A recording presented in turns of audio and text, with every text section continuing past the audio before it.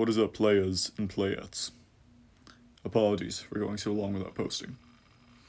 There was a lot of very stressful things going on in my life that kind of made me put posting any videos on the back burner. But I'm back now. I'm back. And hopefully this longer video helps make up for it. So here, I'm doing leg press. I decided to switch back to leg press because that day my back was kind of hurting, so I was like, screw back squatting. I'm just gonna go do this.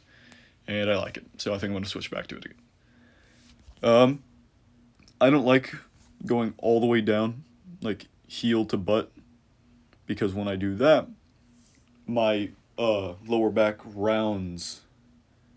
So to compensate, so I can get that deep, which in turns just puts a lot of pressure on my lower back. So I go I let it round just a little bit, till it's uncomfortable, and that works for me. I like doing a 4 to 8 rep range, because I like a wider rep range personally, but any rep range really works, as long as it's like not over 30 reps. But I think a lower rep range is probably better. But I really enjoyed these. They felt great. I like wearing my knee sleeves for squatting though, so I had those on, or squat pattern. Now here, I'm doing tricep extensions. I think these are probably just the most versatile tricep exercise you can do. If you don't have a cuff you can use, something that works is getting a D handle and sliding the handle to the side, and so the cloth strap is on your wrist. Now this is kind of loose, so it might slip around.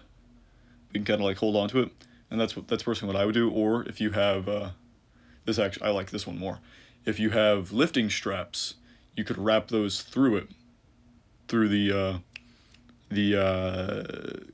hole, whatever it's called, and use that kind of as a pseudo cuff. That's a really nice trick. With these, like always, you want to keep your elbow in the same place, keep your shoulder in the same place, to make sure you're not compensating for having a weak tricep, That's not me saying I'm strong, I'm just saying I'm trying my best not to compensate for not being strong. So just try and keep everything stable as best you can. And if you're not able to, lower the weight. I like having a dead stop just so I can make sure every rep has the same range of motion. Because if it's higher, then some reps end shorter than others, which is kind of annoying. Now here, these have been my favorite bicep exercise as of late. It's an incline curl, but on the pull-down cable stack, so you can use the knee pads as elbow pads. Very nice. I saw these on a Booney Badger. If you guys know who he is, pretty cool content creator. I like his stuff. But these are really great. These feel nice, very nice. I like having the thing about on my elbow and just curling up. It's pretty simple, but they feel great. Now here, I'm doing rows. I think I'm gonna have to switch to flipping around so my body is off of the bench, like just how I am in this video, but backwards basically. So I'm facing the other way.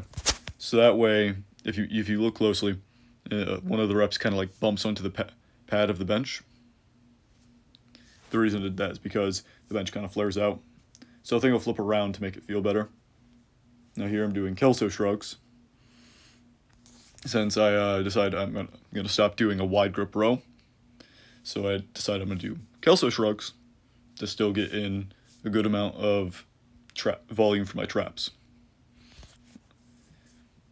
Now these, they're pretty simple. You just shrug your shoulders up. It's not that hard.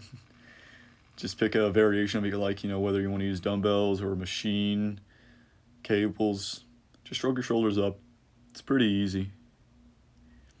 Just don't, use too much weight where you can't even do it. Now here, one of my favorite exercises, behind the neck shoulder press on a Smith machine. Now, your boy has some pretty flexible shoulders, so I can handle going pretty deep on these, touching like the base of my neck. You might not be able to, and that's okay. You can work up to that by going as deep as you're comfortable, or maybe a little bit uncomfortable, just within reason, you know, as deep as you're comfortable, with a good amount of weight for you, not just like a good amount of weight for everyone. And then progressing with that. So your range of motion will progress as well, just by progressively getting deeper and deeper, making it more comfortable. Does that make sense? Now here, lat pull downs, as you can see, I like keeping myself as upright as possible for these. I don't want to lean back at all for them, just because it's not what I like. It's fine if you want to do it, just try your best to have yourself do that on every rep and not just on like the last few. You know, it's okay if your form's not textbook, but just have it the same form throughout the whole thing. Just progress with that form. Now here my chud brother has had something to tell me.